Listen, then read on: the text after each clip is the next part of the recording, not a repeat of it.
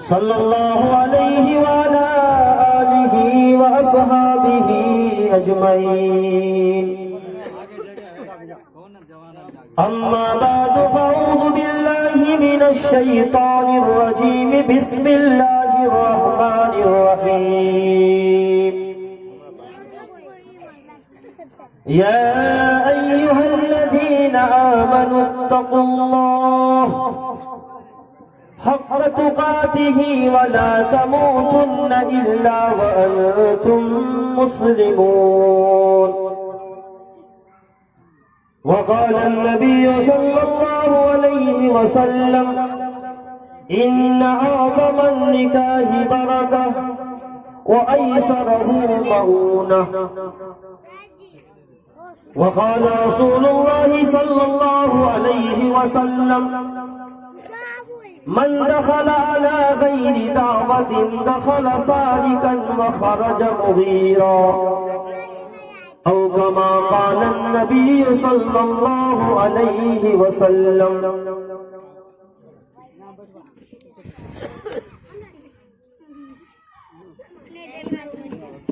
अपनों के सितम हमसे बताए नहीं जाते, अपनों के सितम हमसे बताए नहीं जाते। ये हादसे वो है जो सुनाए नहीं जाते। सामीन मुहतरम,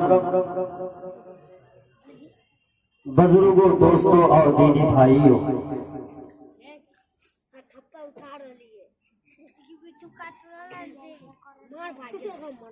इस्लाम एक ऐसा मजहब है जिसने तमाम मामलात को मुकम्मल वाज़ेह तरीन अंदाज में बयान कर दिया है।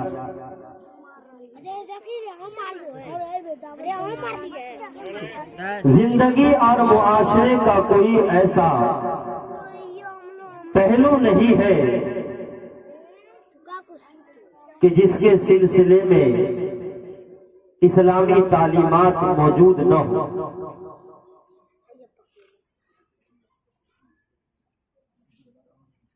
कोई ऐसा पहलू या कोई ऐसा गोशा बाकी नहीं है जिस सिलसिले में इस्लाम के अंदर हमारे लिए कोई रहनुमाई मौजूद न हो।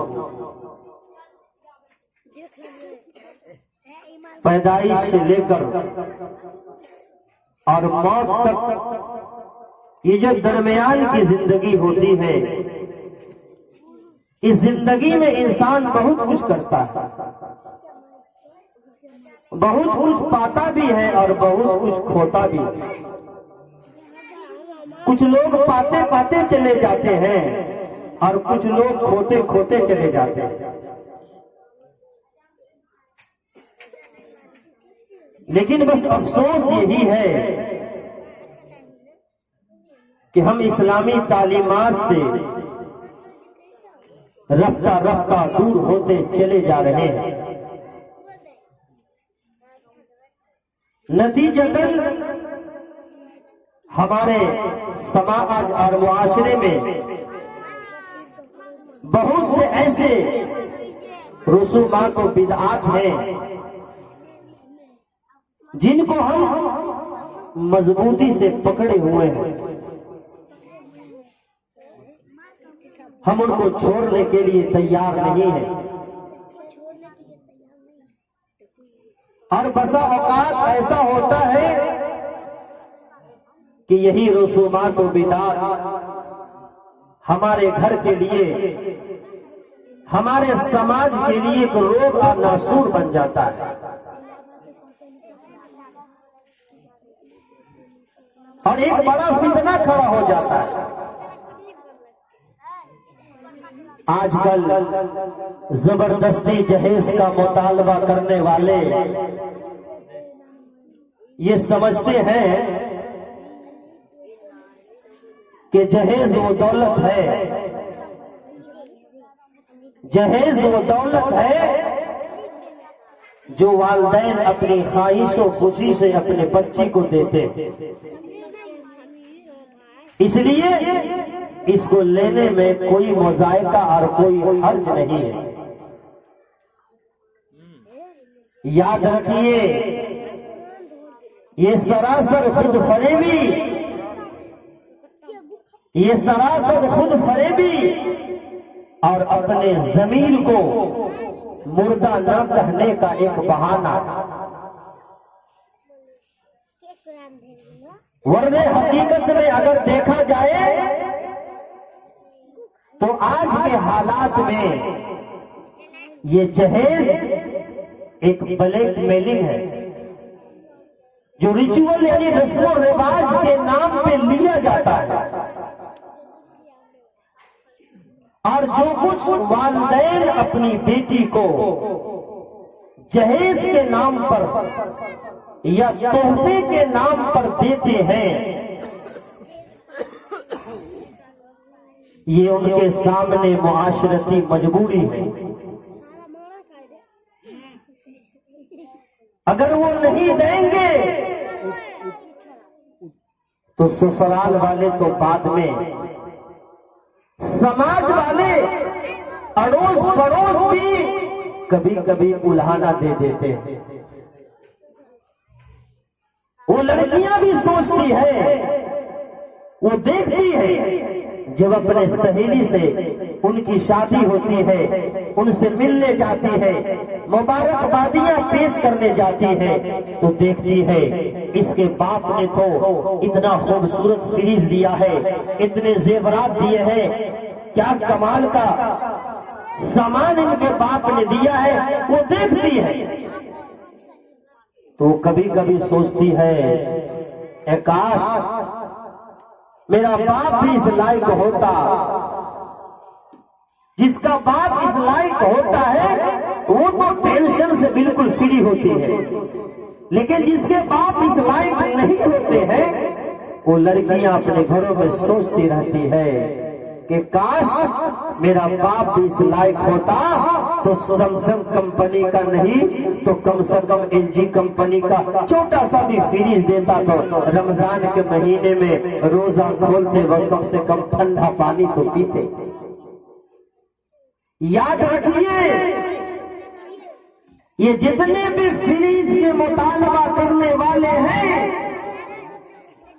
वो मुतालबा करने वाले अपने आप को चाहे जितना भी बड़ा दीनदार समझता हो, जितना भी अपने आप को नेक समझता हो, अगर आपने जबरन बेटी वाले से फ्रिज का मुतालबा किया है, बेटी वाले ने सूदी पैसे उठाकर या लोन पर फ्रिज लाकर आपके मुंह को बंद किया है, आप दुनिया के किसी भी मुफ्ती से फतवा ले लीजिए।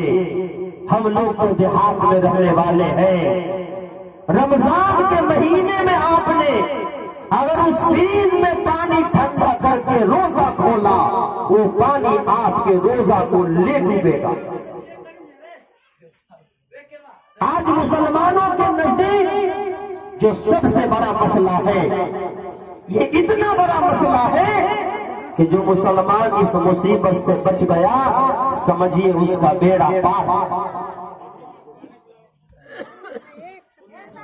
आज गुनाह करने का मसला नहीं है, आज नेकी करने का मसला नहीं है, आज मसला है कि हम जो नेकी करते हैं वो हमारी नेकी बचेगी कैसे,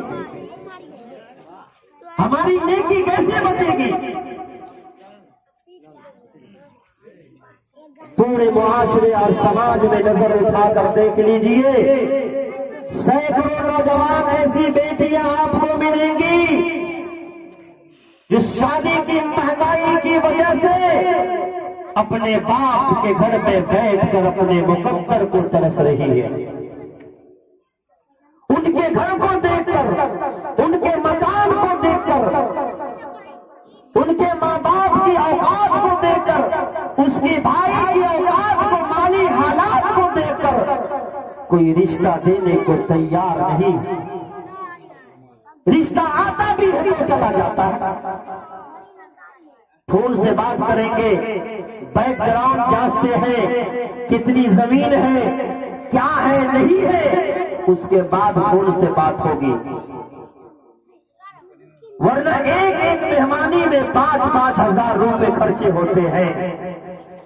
वो दस्तरखान सजाया जाता है, जितने मुंह नहीं होते उससे ज्यादा मिठाइयां होती है।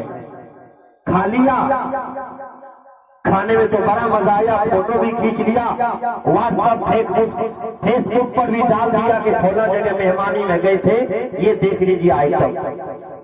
अब बाद में पता चला कि बाप बेचारा मजदूर है, भाई सब कमा नहीं रहा है, 5 गुण खराबी के अलावा कुछ नहीं है। तो शादी तो हुई हो, लेकिन लड़का जो है ना इंग्लैंड में रहे, कल के 2 साल के बाद आए न तब देखा लीजिए, देख लीजिए। याद रखिए, कुरान करीम में अल्लाह रब्बुल इज्जत का ऐलान है, ला ताकुलू अमवालकुम बैनकुम बिल बातिल।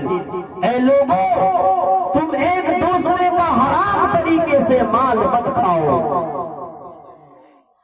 कुछ सदी पहले हिंदुस्तान में भी ये रिवाज था कि लड़की वाले लड़का वाले से पैसा मुतालबा करते थे।